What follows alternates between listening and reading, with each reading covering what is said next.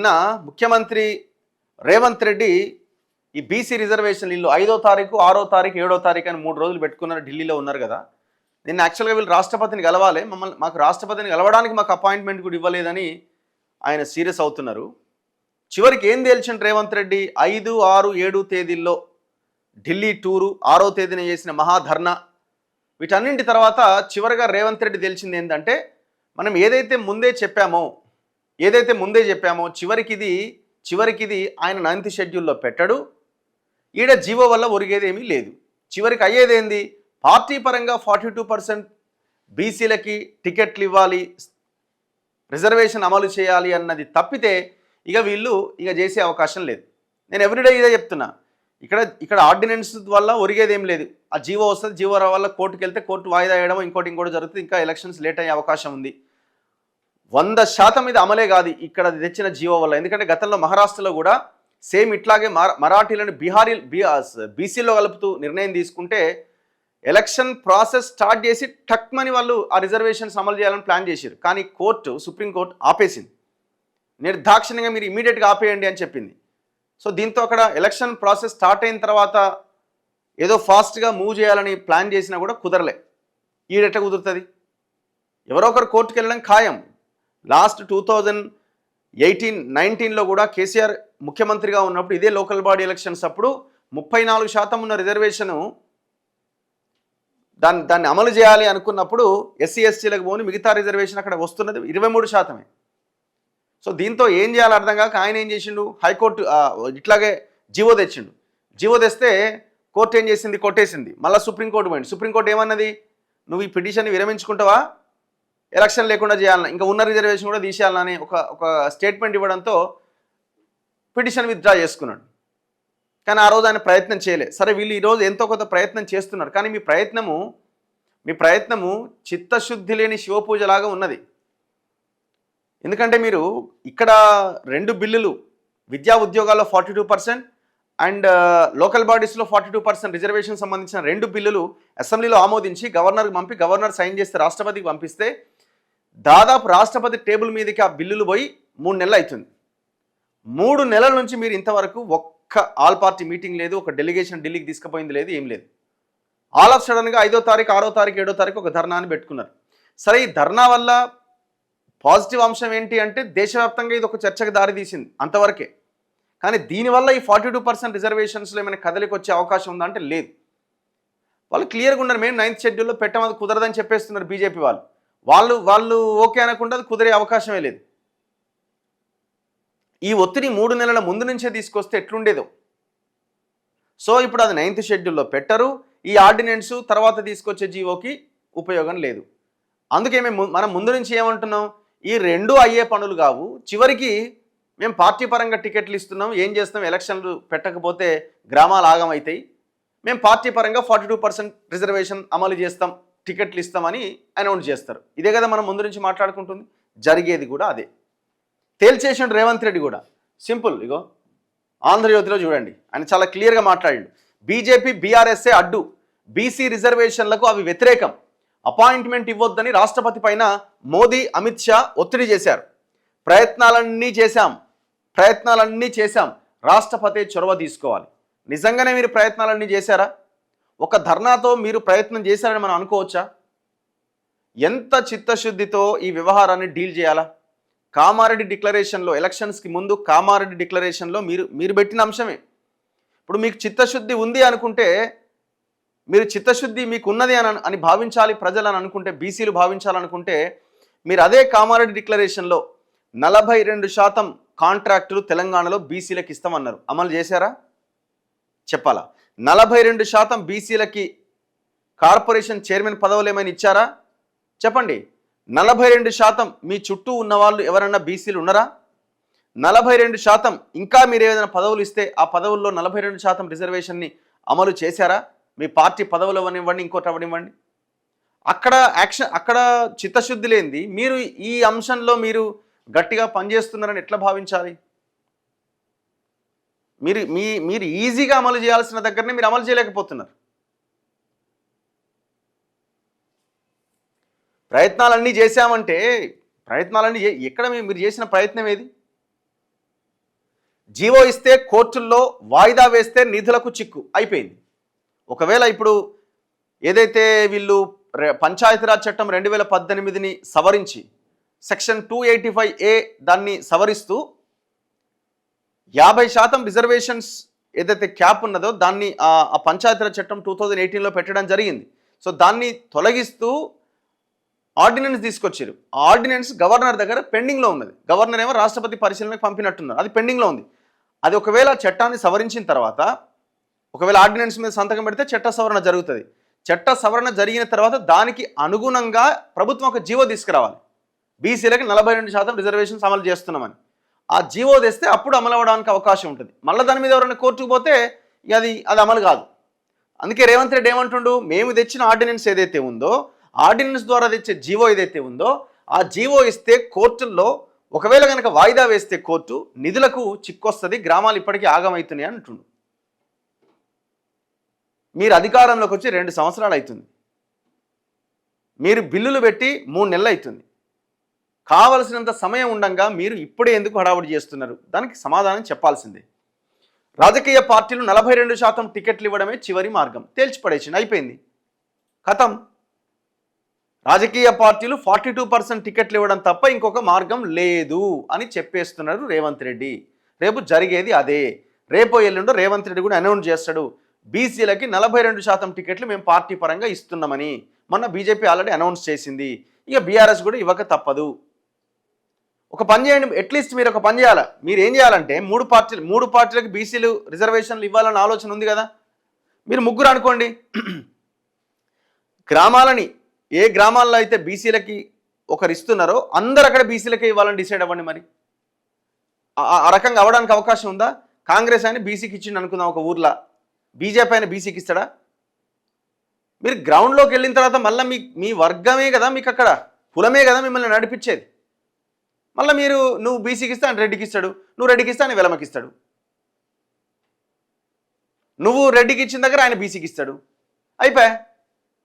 దీనివల్ల బీసీలకు కలిగే ప్రయోజనం ఏంటో ముఖ్యమంత్రి గారు ఈ రాజకీయ పార్టీలు సెలవయ్యాలి. ముస్లింలను బూచిగా చూపి రిజర్వేషన్లు అడ్డుకునే కుట్ర, చెట్టు కింద ప్లీడర్ గల్లీ లీడర్ల కిషన్ రెడ్డి వ్యాఖ్యలు. బీజేపీది మొదటి నుంచి ఓబీసీల వ్యతిరేక వైఖరే. 10 రోజుల్లో ఈడబ్ల్యూఎస్ రిజర్వేషన్లు ఇచ్చారు, ఓబీసీ రిజర్వేషన్లు అంటే మాత్రం నానుస్తున్నారు. మీరు అన్నది మాటల్లో వాస్తవమే. ఈడబ్ల్యూఎస్ రిజర్వేషన్ని అడిగింది ఎవరూ లేరు, ఆందోళనలు లేవు, తలకాయలు వలిగింది లేదు, చచ్చిపోయింది లేదు, లేకపోతే ఇంకోటి చేసింది కూడా లేదు. కానీ బీజేపీ 1 వీక్లో తేల్చి అవతల పడేసింది. జస్ట్ ఒక 1 వీక్, 10 డేస్ కూడా కాదు. ఎకనామికల్లీ వీకర్ సెక్షన్ ఈడబ్ల్యూఎస్ పేరుతో 10% రిజర్వేషన్లని అగ్రవర్ణాల్లో ఉన్న పేదలకంటూ అమలు చేసింది. దానివల్ల బీసీలకి నష్టం, మామూలు నష్టం కాదు, తీవ్రమైన నష్టం జరుగుతున్నది విద్యా ఉద్యోగాలు. మరి ఇప్పుడు ఇదే ఈడబ్ల్యూఎస్ రిజర్వేషన్ మీరు అంటున్నారు కదా బీజేపీ తెచ్చింది, ఇది 10 రోజులు ఎట్లా తెచ్చిందని. మరి ఇక్కడ అమలు చేసే విషయంలో ఏ రకంగా అమలు అవుతుంది ఇక్కడ రాష్ట్రంలో? మరి దానివల్ల బీసీలు నష్టపోతున్నారు, ఇది కరెక్ట్ కాదు అని చెప్పి ఏనాడన్నా మీరు మాట్లాడే ప్రయత్నం చేసిరా? జార్ఖండ్ వెళ్ళినందుకే బీసీ ధర్నాకు రాహుల్ రాలే, మంత్రులు పీఏసీతో భేటీ తర్వాత భవిష్యత్ కార్యాచరణ. ఢిల్లీలో మీడియా సమావేశంలో ముఖ్యమంత్రి రేవంత్ రెడ్డి. అంటే ఇప్పుడు ఏం అర్థం చేసుకోవాలా? గతంలో 2019లో కేసీఆర్ ఏదైతే 23% రిజర్వేషన్స్తో ఎలక్షన్లకు పోయిండో అదే 23% రిజర్వేషన్లు అఫీషియల్ రిజర్వేషన్స్తో ఎలక్షన్లకు పోయే అవకాశం ఉంది, అంతే కదా. నాకు ఈ సెకండ్ లైన్ చూస్తే అదే అర్థమవుతుంది. జీవో ఇస్తే కోర్టుల్లో వాయిదా వేస్తే నిధులకు చిక్కొస్తుంది. సో కాబట్టి రాజకీయ పార్టీలు 42% టికెట్లు ఇవ్వడమే చివరి మార్గం, ఖతం. అంటే మీరు ఏ రిజర్వేషన్ అయితే 2019లో 23% అమలైందో ఆ రిజర్వేషన్తోనే మీరు ఎలక్షన్లోకి వెళ్ళబోతున్నారు అని అర్థమవుతున్నది. ఒక్కసారి తెలంగాణ బీసీ ఇంటలెక్చువల్ ఫోరం చిరంజీవులు గారికి ఒకసారి ఫోన్ చేద్దాం. బీసీ రిజర్వేషన్లపై పార్లమెంట్లో ఒత్తిడి పెంచండి, కాంగ్రెస్ అధ్యక్షుడు ఖర్గేకు ముఖ్యమంత్రి రేవంత్ రెడ్డి విజ్ఞప్తి. హలో సార్, నమస్తే సార్, గుడ్ మార్నింగ్. ఇప్పుడు నిన్న ముఖ్యమంత్రి రేవంత్ రెడ్డి తేల్చేసినట్టున్నారు కదా సార్, రేవంత్ రెడ్డి గారు అంటే ఇప్పుడు రాజకీయ పార్టీలు 42% టికెట్లు ఇవ్వడమే చివరి మార్గం అని నిన్న తేల్చేసినట్టున్నారు ఢిల్లీలో. ఓకే, ఇప్పుడు జీవో గనక ఇస్తే వాళ్ళు, ఇప్పుడు మీరు అన్నమాట ఇది, జీవో గనక ఇస్తే కోర్టులో ఇబ్బంది అవుతుంది, అది నిలబడే అవకాశం లేదని నిన్న ఆయన ఒప్పుకుంటున్నాడు. ఒకవేళ కోర్టుకు ఎవరైనా పోతే మళ్ళీ కోర్టు వాయిదా వేస్తే మళ్ళీ నిధులకు ఇబ్బంది అయితే గ్రామ పంచాయతీలు ఇప్పటికీ ఆగమైనాయి. సో అల్టిమేట్గా మళ్ళీ ఇప్పుడు మనం 2019 23% రిజర్వేషన్తోనే ముందుకు వెళ్ళబోతున్నామా దీన్ని బట్టి? మరి ఇప్పుడు ఆయన ఉద్దేశం అదే కదా. ఇప్పుడు ఎట్లుందంటే పరిస్థితి, ఆపరేషన్ సక్సెస్ పేషెంట్ డెడ్ అన్నట్టుంది ఇది సార్. మరి మొదటి నుంచి వీళ్ళు ఇప్పుడు 1 year దాదాపు 1.5 year పోస్ట్పోన్ అయింది. ఇది దీన్ని 42% చేద్దామని కులగణన జరిగింది, బిల్లులు పాస్ చేసిండ్రు, కేంద్రానికి పంపించు. మేము మొదటి నుంచి కోరుతున్నది ఏంటంటే బిల్లు పంపగానే ఇక్కడ అఖిలపక్ష సమావేశాలు ఏర్పాటు చేసి అన్ని పొలిటికల్ పార్టీస్ కు మాట్లాడి వాళ్ళ డౌట్స్ ఏదున్నదో క్లారిఫై చేసి వాళ్ళందరినీ తీసుకెళ్లి ప్రైమ్ మినిస్టర్ ను ప్రధానమంత్రిని కలిసి ఒప్పిస్తే అది వేరే తీరు ఉంటది. సో వీళ్ళు మొదటి నుంచి ఆ ప్రాసెస్ ఫాలో కాలేదు. ఈ రోజు కూడా ప్రధాన ప్రతిపక్షమైనటువంటి ఇంకొక ప్రధాన ప్రతిపక్షమైన బీజేపీ ఏం చెప్తున్నారు, అందులో 10% ముస్లిం రిజర్వేషన్లు పెట్టిన జనాలను డైవర్ట్ చేస్తున్నారు. అదేంటి అనేది వీళ్ళు క్లారిఫై చేసి వాళ్ళని కూర్చోబెట్టి ఎక్కడాస్త టేబుల్ మాట్లాడి వాళ్ళ డౌట్స్ అన్ని క్లారిఫై చేసుకుని అందరినీ తీసుకుని ఢిల్లీకి పోయి ఉంటే సిచ్యువేషన్ ఇంకో తీరు ఉండేది. అదంతా ఏం లేకుండా లాస్ట్ మినిట్ లో వెళ్ళి ఏదో 3 days మేము ఏదో చేసినాము అని చెప్పి మా చిత్తశుద్ధి శాంతించద్దు అన్నట్టు మాట్లాడితే అది జరగబోయేది ఏంటో అందరికి తెలుసు, వారికి తెలుసు, ప్రజలకు కూడా తెలుసు. సో అది జరగదని కూడా తెలుసు. ఇప్పుడు వాళ్ళకి లోపల నిజంగా కూడా ఇవ్వాలని ఉంటే దాన్ని డైరెక్షన్ వేరే ఉండేది. కాబట్టి ఏదో ప్రజలను నమ్మిద్దాము అని అనుకునేటప్పుడు డైరెక్షన్ వేరు. సో ఇవాళ జరిగినటువంటి డైరెక్షన్ అది. ఓకే, చూడాలి మరి ఏంది ఇప్పుడు నెక్స్ట్ మీ కార్యాచరణ ఏంటి సార్? మా కార్యాచరణ ఏం లేదు. ప్రజలకు మేము చూడండి, మళ్ళీ ఏ పార్టీ అయినా బీసీల పేరు వాడుకొని ఓట్ బ్యాంక్ గా వాళ్ళని వాడుకోవడమే తప్ప వాళ్ళకు మాత్రం న్యాయం చేయడం లేదని తెలియజేస్తాము. దానికి సంబంధించినటువంటి ప్రచారం గ్రామాల్లో కొనసాగిస్తాం. Okay, right sir, thank you. Right. So ఇందులో అన్ని పార్టీలు దోషులే, కాంగ్రెసే కాదు బీజేపీ వాళ్ళు కూడా. వాళ్ళకి అసలు ఎంత మాత్రం ఇష్టం లేదు బీసీలకు రిజర్వేషన్లు ఇచ్చుడు, వాళ్ళకి ఎంత మాత్రం ఇష్టం లేదు. ఏమనంటే ముస్లింలతోనే యాడ్ చేసిరు, 10% ముస్లింలకు ఇచ్చారు. ఇదే పురాణం వీళ్ళు వేయాలి, అది అదే లైన్ వాళ్ళది. అసలు ఎక్కడైనా కేటగిరైజ్ చేసిరా బీసీ ముస్లింలకు 10% అని ఎక్కడైనా ఉందా? స్థానిక సంస్థల్లో రాజకీయాల్లో 10% రిజర్వేషన్ అని ఎక్కడైనా ఉన్నదా? వీళ్ళు ఇప్పుడే కాదు కదా, ఆనాడు మండల్ కమిషన్ సిఫారసులు, ఆనాడు రిజర్వేషన్ అమలు సమయంలో కూడా వీళ్ళు కమండల్ అనే ఒక వాదాన్ని తీసుకొచ్చి బీసీలకు రిజర్వేషన్ రాకుండా ఎత్తేసిన బ్యాచ్ కదా వీళ్ళంతా. సందట్లో సడమి వీళ్ళది కూడా అదే పరిస్థితి కదా. అందరి ఐడియాలజీ ఒకటే, బీఆర్ఎస్ఆ కాంగ్రెసా బీజేపీయా, అంతా ఈ యొక్క బలహీన వర్గాలని నిండా ముంచే బ్యాచ్. ఎందుకంటే ఆయా పార్టీలు ఎవరి నాయకత్వాల్లో ఉన్నాయి, వాళ్ళు ఎవరైతే మేమే రాజకీయాలు చేయాలనే వర్గాలు ఏవైతే ఉన్నాయో వాళ్ళ నాయకత్వాల్లో రాజకీయ పార్టీలు ఉన్నాయి. బీజేపీ, కాంగ్రెస్, బీఆర్ఎస్, కమ్యూనిస్టులతో సహా బీసీలకు 42% రిజర్వేషన్లు దక్కకుండా బీజేపీ బీఆర్ఎస్ పార్టీలు అడ్డుపడుతున్నాయని ముఖ్యమంత్రి రేవంత్ రెడ్డి ఆరోపించారు. 42% రిజర్వేషన్ల పెంపున కనీస నైతిక మద్దతు తెలపకుండా బీఆర్ఎస్ రిజర్వేషన్లు 50% మించిపోతాయంటూ బీజేపీ బీసీలకు వ్యతిరేకంగా వ్యవహరిస్తోందని ముఖ్యమంత్రి మండిపడ్డారు. నిన్న ఆయన మీడియా సమావేశం నిర్వహించిండు. స్థానిక సంస్థల్లో రిజర్వేషన్లు 50% మించకుండా కేసీఆర్ ప్రభుత్వం చేసిన చట్టాన్ని సవరిస్తూ ఆర్డినెన్స్ చేసి గవర్నర్కు పంపాం. ఆయన ఆమోద ముద్ర వేయకుండా రాష్ట్రపతి పరిశీలనకు పంపించారు. ఈ బిల్లులు ఆమోదించాలని విన్నవించేందుకు తాము రాష్ట్రపతి ద్రౌపది ముర్మును కలవడానికి 10 రోజుల క్రితమే అవకాశం అడిగాం. తర్వాత ప్రధానమంత్రి నరేంద్ర మోదీ, కేంద్ర మంత్రి అమిత్ షా రాష్ట్రపతిని కలిశారని, వారిద్దరి ఒత్తిడితోనే తమకు రాష్ట్రపతి అపాయింట్మెంట్ లభించలేదని అభిప్రాయపడ్డారు. బీసీ రిజర్వేషన్లు సాధించుకోవాలంటే మోదీని గద్దెదించడం ఒక్కటే మార్గం. బీజేపీది తొలి నుంచి బీసీ వ్యతిరేక వైఖరి అని రేవంత్ రెడ్డి అన్నారు. మండల్ కమిషన్ సిఫారసుల అమలును అడ్డుకునేందుకు బీజేపీ కమండల్ యాత్రను ప్రారంభించింది. మన్మోహన్ హయాంలో ఉన్న కేంద్రీయ విద్యా సంస్థల్లో రిజర్వేషన్లు ఇచ్చినప్పుడు యూత్ ఫర్ ఈక్వేషన్ పేరుతో అడ్డుకునే ప్రయత్నం చేసింది. ప్రస్తుతం ముస్లింల సాకుతో బీసీ రిజర్వేషన్ల పెంపును అడ్డుకుంటోందని ఆరోపించారు. సో ఈ రకంగా నిన్న మొత్తానికి ఈ రిజర్వేషన్లు 42% అఫీషియల్గా సాధ్యం కాదు అని ముఖ్యమంత్రి తేల్చేసిండు. ఇందులో అన్ని పార్టీలది పాత్ర ఉన్నది, ఈయన ఆయన అని కాదు, అంత దొంగలే. సో మనం ఏం చేయాలా? ఎలక్షన్స్ పెట్టక తప్పదు. ఇప్పటికే గ్రామాల్లో లైట్లు వెలుగుతలేవు, రోడ్లు లేవు, అంత ఆగమాగం ఉంది, ట్రాక్టర్లకు డీజిల్ లేదు. సో కాబట్టి వీళ్ళు ఎట్లాగో బుల్డోజ్ చేసో ఇంకోటి చేసో నోటిఫికేషన్ ఇస్తారు, ఎలక్షన్లు పెట్టడానికి రెడీ కావాల్సిందే.